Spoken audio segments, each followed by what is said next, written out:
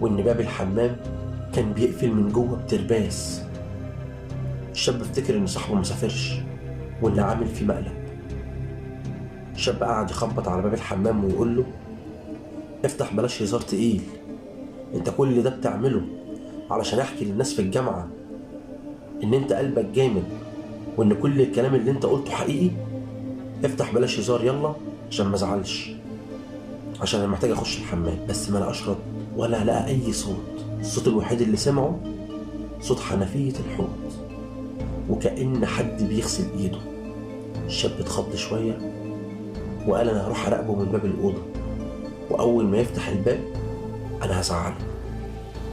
وفعلا فضل ربع ساعة كاملة يراقبه لكن مفيش صوت. الشاب راح تاني ناحية الحمام وبيفتح الأكرة، الباب فتح.